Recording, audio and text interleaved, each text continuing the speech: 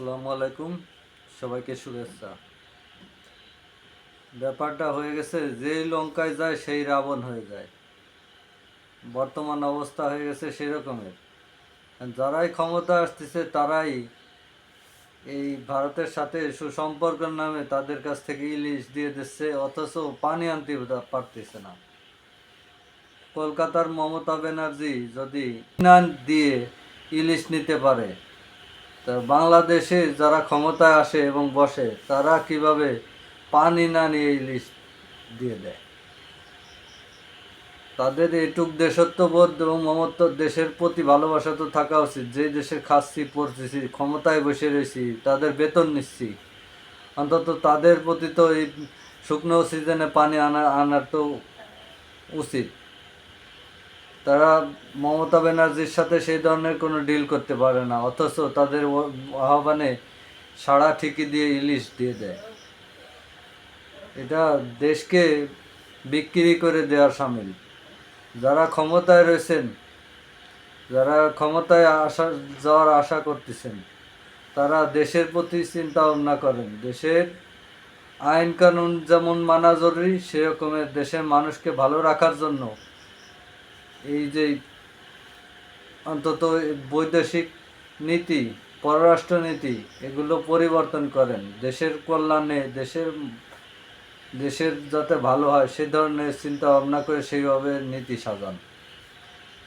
খালি দিয়েই যাবেন, কিন্তু বিনিময়ে কিছু আনতে পারবেন না, এরকম তো হতে পারে না। প্রতিবেশীর সাথে সম্পর্ক ভালো রাখতে হবে, তার মানে এই না যে তাদেরকে খালি দিয়েই যেতে হবে। আর ভারত এমনই একটা দেশ, সে বাংলাদেশের জন্মলগ্ন থেকেই হলো বাংলাদেশের শত্রু। তারা বাংলাদেশের বিরুদ্ধে সব সময় ছিল। তারা কখনোই বাংলাদেশকে ভালোভাবে নেয়নি। যদি আপনার প্রশ্ন করেন যে কিভাবে, সেটা কারণ বাংলাদেশকে তারা ভালোবেসে বাংলাদেশকে মুক্তিযুদ্ধের সময় সাপোর্ট করে নাই। তারা করছে শত্রুরে ভাঙ্গে দিতে পারলে তাদের শক্তি দুর্বল হয়ে যাবে, একতা নষ্ট করার জন্য। তারা নিজের থেকে কোনো মানবিকতার মাধ্যমে এটা করে নাই। তারা চাইছে যে শত্রু যেন দুর্বল হয়, সেই দুর্বলের হওয়ার জন্যই এই বাংলাদেশকে সাপোর্ট করেছে। আর আরেকটা বিষয় হচ্ছে, লোকেন তারা এইভাবেই চাইছে যে ওই বাড়ির কাজের লোক ওই বাড়ি কাজ করবে কেন, কাজ করবে আমাদের বাড়িতে। তারা জাস্ট আমাদেরকে কাজের লোক হিসেবে মনে করে। আর দেখেন, যত চুক্তি করে বাংলাদেশের সাথে, সবচেয়ে স্বার্থবিরোধী চুক্তিগুলো বাংলাদেশের সাথেই করে। তাদের প্রজাতন্ত্র দিবসে যত প্রকারের বিভিন্ন দেশের সাথে তাদের রাষ্ট্রপ্রধান গিয়ে কুচকাওয়াজ অনুষ্ঠানে গেছে, কিন্তু বাংলাদেশের থেকে আজ পর্যন্ত কেউ প্রজাতন্ত্র দিবসের অনুষ্ঠানে কেউ কোনোদিন কোনো সরকার প্রধান যায় নাই। এটা বাংলাদেশকে অপমান করা হয়। এটা যারা সরকার থাকে, যারা পাস আটে দিল্লির, তারা কেউ কোনোদিন এটা বোঝে নাই যে আমাদের ওয়েট কতটুকু। প্রতিবেশীর সাথে সম্পর্ক থাকবে সমানে সমানে, সমতার ভিত্তিতে, কিন্তু তারা নিজের সমতা রাখতে পারে না, অথচ নিজের স্বার্থটা বিক্রি করে ফেলায়। এই যে আদানির সাথে বিদ্যুৎ চুক্তিগুলো হয়েছে, এই যে সম্পূর্ণ দেশে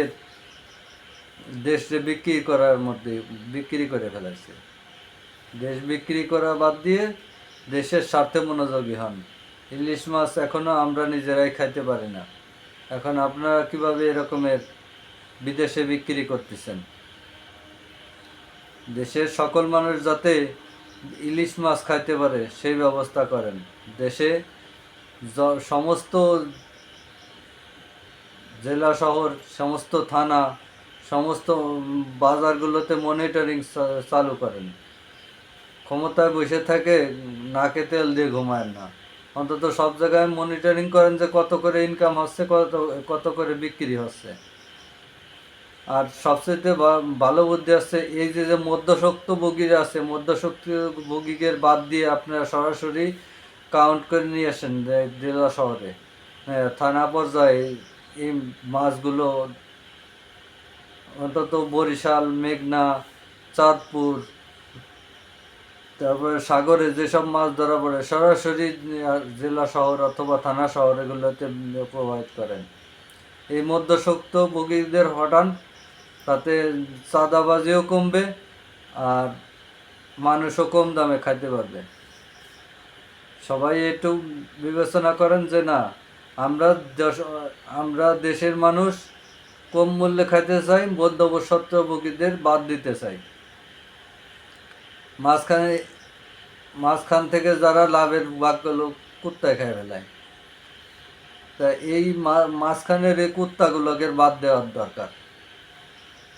তারা ব্যবসার কোনো নিয়ম নীতি মানে ব্যবসা করে না, অতএব আমাদেরও নিয়ম নীতি মানে তাদেরকে মধ্যসত্ত্বভোগী রাখা চলবে না।